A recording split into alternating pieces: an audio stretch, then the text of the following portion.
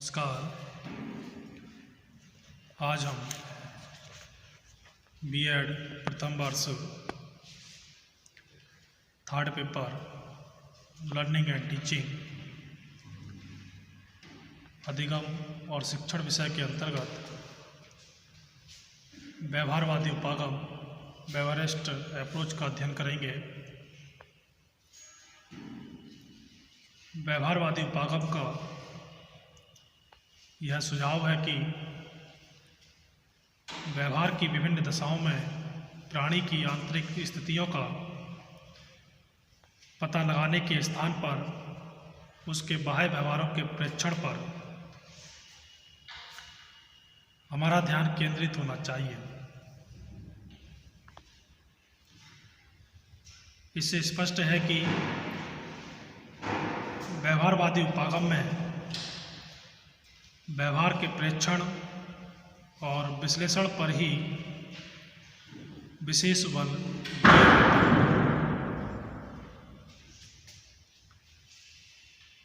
इस विचारधारा को प्रतिष्ठित करने का श्रेय अमेरिकी मनोवैज्ञानिक जे.बी. वाटसन 1912 को है। वाटसन के पहले मनोविज्ञान को मानसिक अनुभूतियों या क्रियाओं का अध्ययन करने वाले विज्ञान के रूप में परिभाषित किया जाता था और इस समय प्रदत्त संग्रह की मुख्य विधि के रूप में आत्मप्रेषण सेल्फ ऑब्जर्वेशन या अंतर्दर्शन इंट्रोस्पेक्शन का ही बोलबाला था। इसका आशय किसी व्यक्ति द्वारा स्वयं अपनी भावनाओं और प्रत्यक्षीकरण परसेप्शन संबंधी प्रक्रियाओं का सावधानीपूर्वक गहन प्रेक्षण है। प्रारंभिक मनोवैज्ञानिकों का उद्देश्य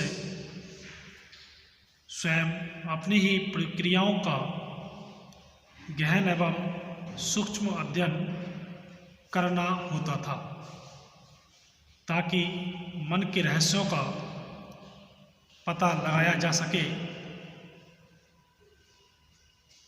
वाटसन की दृष्टि में अंतर्दर्शन इंट्रोस्पेक्शन पर आधारित अध्ययन निश्चय ही निरर्थक होते हैं और उन्होंने उनका कड़ा प्रतिरोध किया।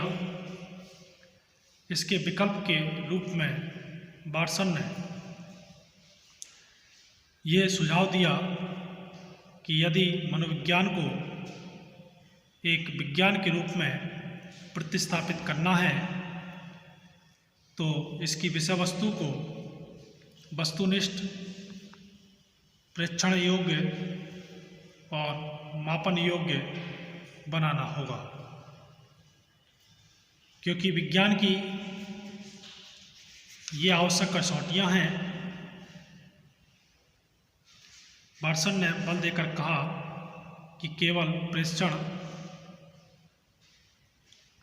ऑब्जर्वेशन से ही प्राप्त विवरण या प्रदत्त वस्तुनिष्ठ होंगे और यह कार्य अन्य किसी व्यक्ति द्वारा किया जाना चाहिए। ऐसा करके ही व्यवहार के वास्तविक कारण को निश्चित किया जा सकता है और व्यवहार एवं उसके कारण में उचित संबंध ज्ञात किया जा सकता है। वाटसन की विचारधारा उद्दीपन अनुक्रिया उपागम के नाम से जानी जाती है। इसे स्किनर ने आगे बढ़ाया। इन्होंने व्यवहार को पुरस्कार और दंड का परिणाम बताया।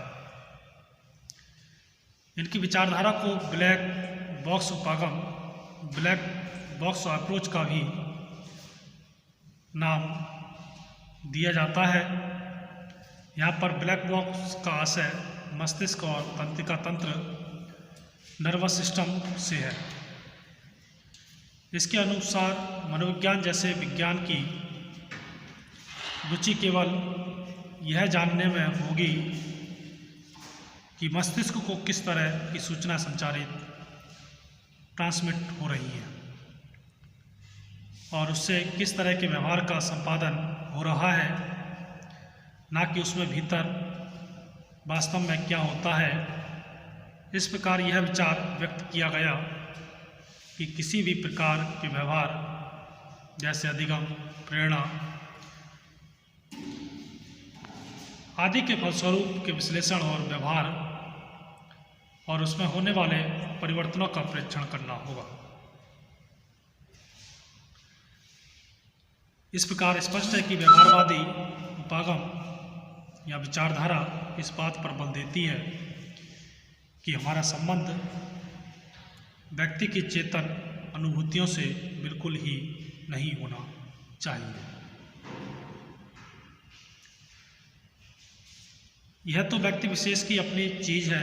एक अध्ययनकर्ता का उद्देश्य तो केवल यह होना चाहिए कि प्राणी में क्या क्या परिवर्तन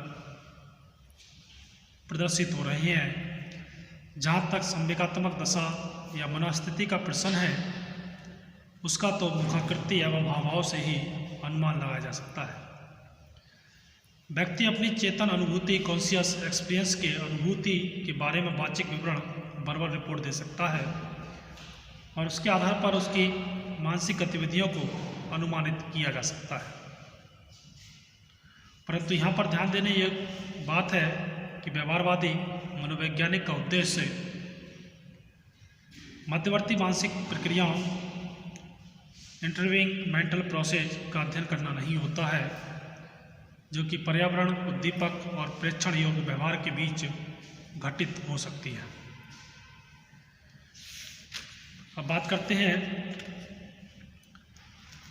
अधिगम के सिद्धांत का संप्रत्यय, concept of theory of learning. सीखने के सिद्धांत से क्या तात्पर्य है? इस प्रश्न का उत्तर देते हुए वैज्ञानिकों ने कहा कि सीखने के सिद्धांत से तात्पर्य एक ऐसी सैद्धांतिक व्याख्या से होता है जिसके द्वारा सीखने की वैज्ञानिक व्याख्या होती है और उस व्याख्या में 3 प्रश्नों का पर्याप्त उत्तर मिल जाता है। व्यक्ति क्यों सीखता है, व्यक्ति कैसे सीखता है और व्यक्ति क्या सीखता है। किसी संप्रत्यय को स्पष्ट करने के लिए प्रस्तुत व्याख्यात्मक कथन जो मूर्त प्रयोगों के निष्कर्षों पर आधारित हों को सिद्धांत की संज्ञा दी जाती है। अधिगम के घटित होने की स्थितियों का मनोवैज्ञानिकों ने वैज्ञानिक पद्धति से निरीक्षण, विश्लेषण और संश्लेषण के आधार पर और प्रयोगों के द्वारा अध्ययन कर एक संगठित विचार प्रस्तुत किया। यही अधिगम के सिद्धांत हैं। प्रोफेसर एस चौहान के अनुसार अधिगम के सिद्धांत अधिगम की प्रक्रिया में सम्मिलित व्यवहार के यांत्रिकों की व्याख्या करने का प्रयास करती है। Theories of learning attempt to example explain the mechanism of behaviour involved in learning process. इसके बाद बात करते हैं अधिगम के सिद्धांतों का वर्गीकरण, classification of theories of learning. सीखने के सिद्धांतों को हम 2 भागों में बांट सकते हैं। व्यवहारवादी सिद्धांत, बेवरेस्ट थ्योरी, और संज्ञानात्मक सिद्धांत, कॉग्निटिव थ्योरीज। अधिगम के व्यवहारवादी सिद्धांतों को अधिगम के संबंधवादी सिद्धांत, कनेक्शनिस्ट थ्योरीज भी कहते हैं। और इस वर्ग के सिद्धांत वस्तुतः सीखने की प्रक्रिया को उद्दीपक और अनुक्रिया, स्टिमुलस और रेस्पॉन्स के बीच संबंध या बंधन बनाने के रूप में स्पष्ट करते हैं। इसके विपरीत संज्ञानात्मक सीखने की प्रक्रिया में उद्देश्य, समझ और सूझ की भूमिका पर अधिक बल देते हैं। वस्तुतः संबंधवादी सिद्धांत मनोविज्ञान के व्यवहारवादी संप्रदाय से प्रभावित मनोवैज्ञानिकों के द्वारा प्रतिपादित किए गए हैं, जबकि संज्ञानात्मक सिद्धांत गेस्टाल्ट संप्रदाय विज्ञान मनोविज्ञान से प्रभावित मनोवैज्ञानिकों द्वारा प्रस्तुत किए गए हैं। इस चित्र में सीखने के सिद्धांत थ्योरीज ऑफ लर्निंग दिए गए हैं, जिनको दो भागों में बांटा गया है। उद्दीपक अनुक्रिया सिद्धांत स्टिमुलस रेस्पॉन्स थ्योरी, इसको भी दो भागों में बांटा है। पुनर्बलन सिद्धांत रेनफोर्समेंट थ्योरी, जो कि दिए हैं थॉर्नडाइक, स्किनर, पावलोव, हल और मिलर आदि के द्वारा। वहीं अपुनर्बलन सिद्धांत नॉन रेनफोर्समेंट थ्योरी, जिसको वाटसन, गुथरी और एस्टस आदि के द्वारा दिया गया है। दूसरी तरफ दो प्रकार के सिद्धांत हैं। शास्त्रीय संज्ञानात्मक सिद्धांत क्लासिकल कॉग्निटिव थ्योरी, जिसमें वर्दीवर, कॉलर, कोप्का, पियाजे और टॉलमैन। आधुनिक संज्ञानात्मक सिद्धांत मॉडर्न कॉग्निटिव थ्योरी, जिसमें इसाबेल, ब्रूनर, वेंडुरा, बॉल्स और बिंडारा आदि के द्वारा ये सीखने की थ्योरीज दी गई हैं। तो ये था व्यवहारवादी उपागम और अधिगम के सिद्धांतों का वर्गीकरण। धन्यवाद।